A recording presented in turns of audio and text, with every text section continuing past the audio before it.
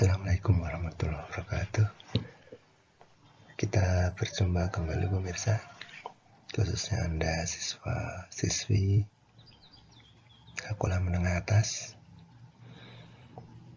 Semoga Anda semua dalam kondisi sehat saat ini. Kali ini kita akan membahas materi tentang struktur dan fungsi sel bagian yang pertama. Jadi karena materi ini cukup banyak, saya bagi menjadi beberapa bagian.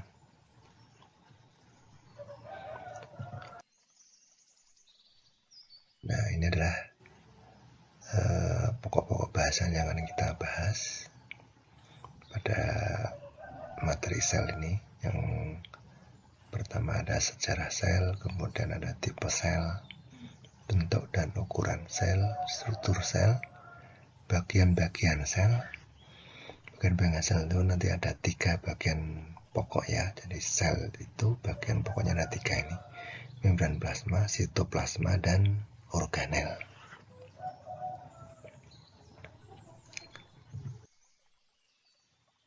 Oke, nah sel itu apa?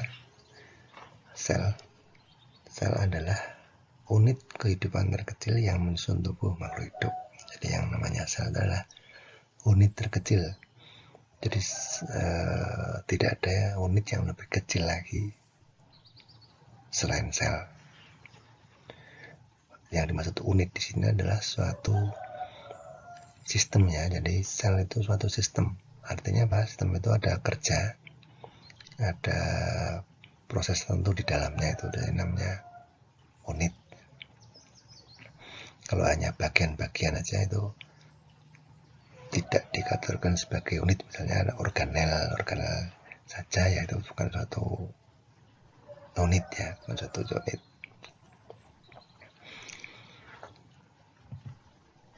Kemudian sel merupakan tempat terselenggaranya fungsi kehidupan. Jadi memang sel itu ada proses-proses di mana fungsi kehidupan berlangsung. Misalnya ada proses bernapas, ekskresi, dan lain-lainnya. Di sel ada terjadi seperti itu. Selanjutnya kita lihat sejarah sel. Sejarah sel itu pertama kali ditemukan oleh Robert Hooke ya. Sel itu Robert Hooke dengan menggunakan mikroskopnya yang seperti ini, masih sangat sederhana. Dia melihat rongga kosong pada sayatan jaringan gabus tumbuhan yang kemudian dia namakan selula. Dan dari kata inilah sel itu berasal ya. Jadi awalnya hanya terlihat ruang kosong saja. Setelah itu berkembanglah penelitian-penelitian tentang sel, sehingga banyak penemu-penemu. Ini masih Robert Hooke ya, ini mikroskopnya seperti ini. Nah, ini yang sebelah kanan ini adalah gambar irisan melintang dan membujur tadi ya, yang disebut dengan sel lah tadi ini. Yang kiri ini yang irisan membujur, yang kanan irisan melintang.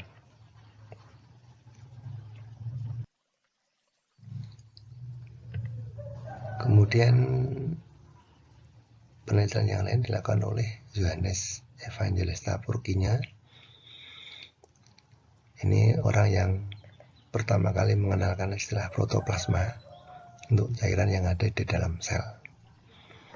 Jadi di Purkinje ini sudah menemukan adanya cairan ya. Jadi isi sel itu sudah diketahui, sudah ada. Kemudian peneliti yang lain ada Scladen dan Schwann. Mereka mengemukakan teori tentang sel ya, bahwa semua makhluk hidup terdiri dari sel ya, teorinya seperti itu. Kemudian sel merupakan unit struktural dan fungsional terkecil dari semua makhluk hidup. Peneliti yang lain yaitu Rudolf Virchow, dia mengemukakan teorinya bahwa setiap sel yang ada itu berasal dari sel sebelumnya. Itu tadi sejarah penemuan sel dari beberapa ilmuwan. Selanjutnya kita lihat tipe sel. Tipe sel di makhluk hidup itu ada dua. Yang pertama adalah tipe prokariot atau prokariotik ya, dengan ciri-ciri tanpa membran inti sel. Jadi membran inti selnya itu tidak ada, sehingga asam nukleatnya itu langsung bersentuhan dengan sitoplasma sel. Kemudian selain inti, organel-organel juga tanpa membran. Ciri yang kedua, inti sel disebut nukleoid, jadi belum disebut sebagai nukleus karena memang tidak ada membran ya, tidak ada membran inti, jadi belum sempurna. Nah, contohnya adalah bakteri. Jadi bakteri-bakteri itu tergolong selnya bertipe prokariot. Dari seluruh makhluk hidup itu yang bertipe prokariot hanya bakteri ini ya, atau masuk kingdom Monera. Itu selnya semua bertipe prokariot. Kemudian tipe yang kedua yaitu tipe eukariot. Ciri-cirinya ini kebalikan dari yang prokariot ini ya. Jadi ini sudah berkembang lebih maju, jadi memiliki membran inti sel. Kemudian inti selnya disebut nukleus. Organel sudah memiliki membran. Nah, contohnya tentu selain dari bakteri tadi ada jamur, protista, tumbuhan, hewan. Kalau yang bakteri ini kingdom Monera, berarti sisanya kingdom protista, kingdom fungi, kingdom animalia, dan kingdom plantae itu bertipe eukariot.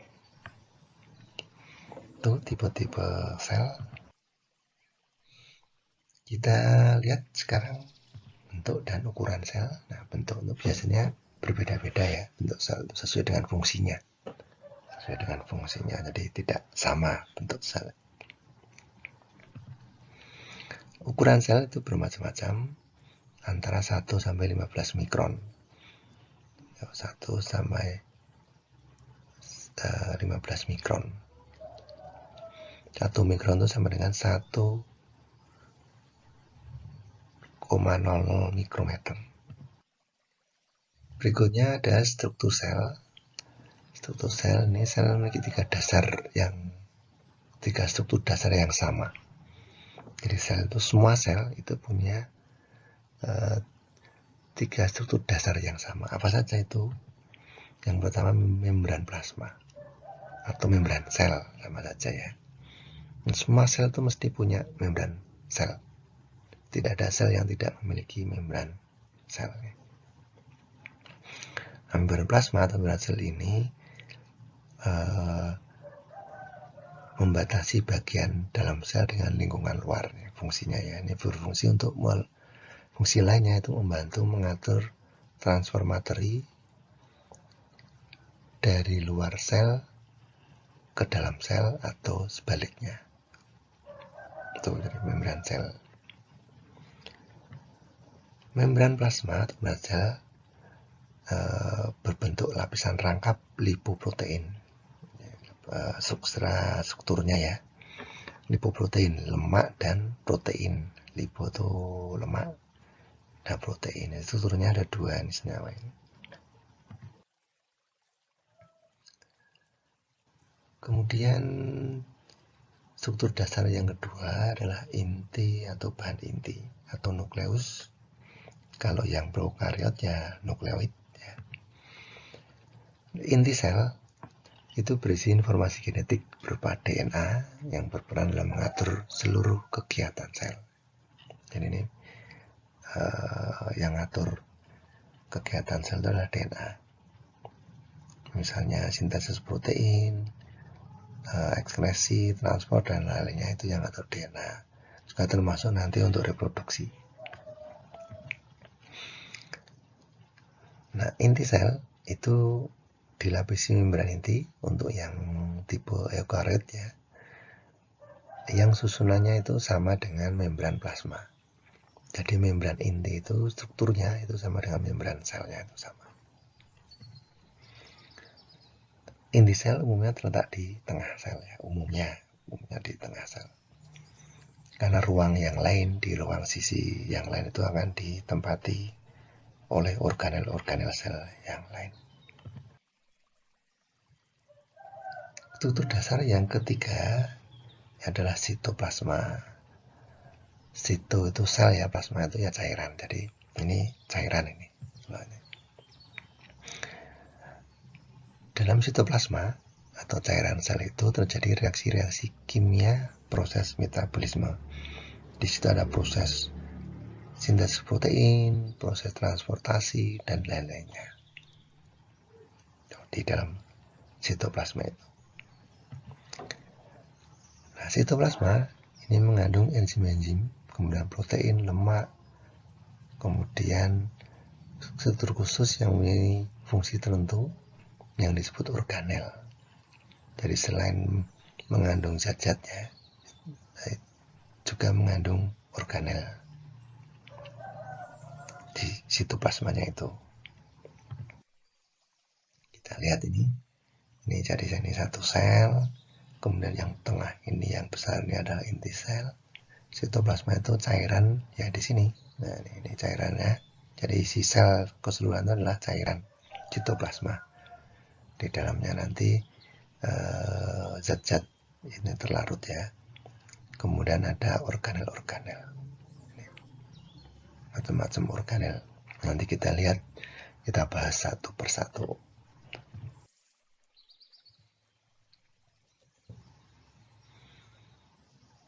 Selanjutnya kita lihat bagian-bagian sel.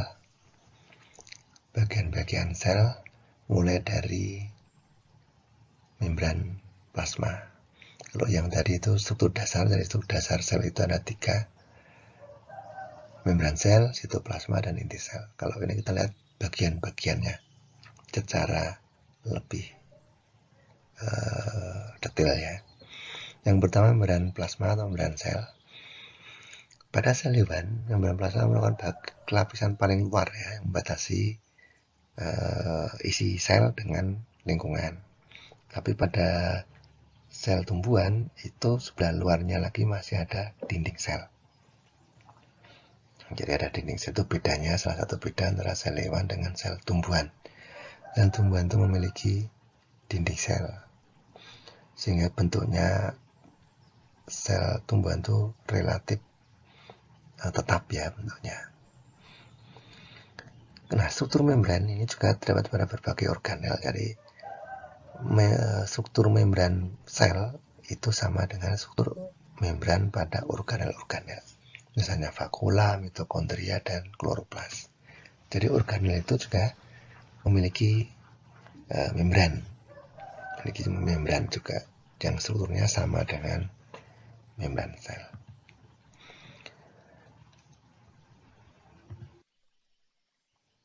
Nah, membran sel itu sangat penting dalam pengaturan isi sel. Jadi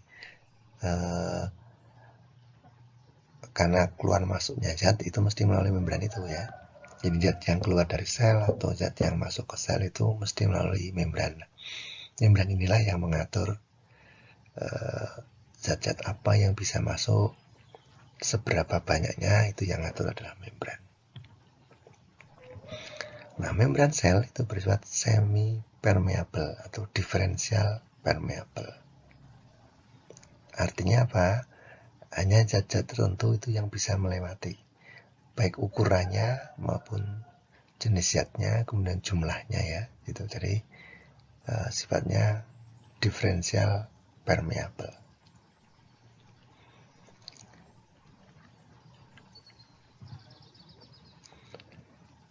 Nih, jadi selain ukuran molekul yang bisa lewat itu juga dipengaruhi oleh ada muatan listrik, jumlah molekul air, daya larut partikel dalam air, dan lain-lain. Jadi tidak semua zat bisa keluar masuk tanpa kontrol ya. Jadi ada ada pengaturannya itu. Nah, sekarang kita lihat struktur membran. Struktur membran itu terdiri dari dua lapis molekul fosfolipid. Fosfo itu fosfatnya, lipid itu lemak. Nah, jadi lemak yang bersenyawa dengan fosfat. Bagian ekor asam lemak itu bersifat hidrofob, non-polar. Hidrofob itu dari kata hidro itu air, fobik itu fobia itu takut gitu ya. Jadi bagian yang takut air lah, seperti itu, bisa dikatakan seperti itu. Kedua lapis molekul tersebut saling berorientasi ke dalam, sedangkan bagian kepala bersifat hidrofil. Nah, hidro itu air, fil itu ya suka dengan air ya, yang mengarah ke lingkungan air. Jadi yang hidrofil mengarah ke air, yang hidrofob itu menjauh dari air.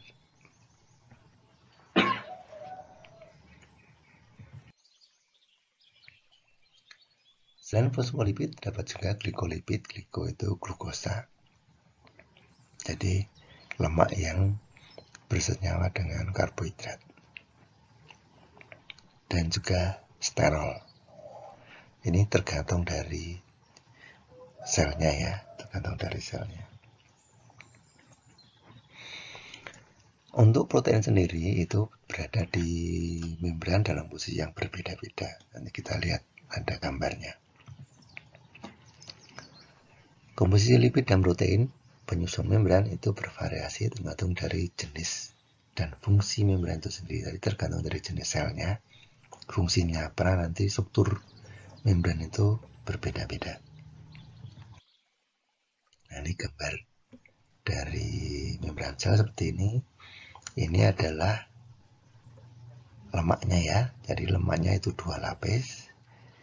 Bagian yang kepala, yang bulat-bulat ini adalah yang hidrofil. Jadi suka dengan air begitu. Sedangkan bagian ekornya itu yang hidrofob. Makanya ini saling membelakangi. Ini kepalanya nih. Karena di sini kan lingkungan ada airnya, yang di sini juga bagian ada airnya. Jadi ini lemak, ini dua lapis itu saling membelakangi dengan bagian yang hidrofil dan hidrofob yang sini. Kemudian yang ini adalah protein. Proteinnya ini pada posisi yang berbeda-beda. Ada posisi yang terbenam, ini disebut sebagai protein integral, ini terbenam. Jadi posisinya itu dari ujung ke ujung membran ya, dari ujung ke ujung membran seperti ini. Satu lagi yang menempel atau di perifer tepi seperti ini, dia tidak posisinya dari ujung ke ujung, tapi hanya menempel di satu lapis saja, bisa di bagian atas, bisa di bagian bawah. Seperti itu posisi protein. Nah, terkadang ada juga menempel di protein itu senyawa glikoprotein ya. Jadi gula ini yang coklat ini adalah karbohidrat ya, menempel di protein, maka namanya glikoprotein. Seperti ini. Selagi itu tergantung dari jenis membrannya. Ini sama ini. Ini dua lapis, ini kalau dibuka itu seperti ini. Ini dua lapis, ini sama ini, dua lapis. Permukaan luar, permukaan bagian dalam. Ini protein integral, protein perifer, ini juga perifer. Yang ini permukaan, protein integral juga. Seperti itu. Bagian sel yang kedua adalah sitoplasma. Tadi sudah disinggung sedikit ya, sitoplasma itu cairan sel yang disebut juga sebagai sitosol. Jadi sama sitosol dengan sitoplasma itu sama saja. Cairan sel intinya seperti itu. Nah, sitoplasma itu merupakan material yang di dalamnya terdapat organel-organel sel tadi. Sebagian besar bahan sitoplasma itu adalah air ya di sini. Tentunya nanti ada zat-zat yang berlaut Zat yang terlarut itu misalnya ada garam, gula, asam amino, asam lemak, vitamin, nukleotid, gas-gas tertentu, ion-ion, dan sejumlah besar protein. Juga terlarut sejumlah enzim yang diperlukan untuk metabolisme. Untuk itu isi sitoplasma itu isinya. Nah, di sitoplasma itulah berlangsung proses metabolisme sel, karena bahan-bahannya kan ada di situ semua. Yang berikutnya organel sel. Jadi di sel itu ada organel sel. Organel sel atau organ kecil merupakan bagian isi sel di dalam sitoplasma. Jadi di sitoplasma itu ada organel tadi ya, ada di gambar yang tadi. Memiliki bentuk seperti kantong-kantong bermembran dengan fungsi yang tertentu. Jadi semua organel itu ada memiliki membran dengan fungsi masing-masing. Jadi organel itu punya peran masing-masing. Nanti akan kita bahas. Contoh organelnya ada nukleus, mitokondria, lisosom, dan lain-lainnya. Itu nanti akan kita bahas satu persatu fungsi dan struktur dari organel-organel itu pada bagian yang lain.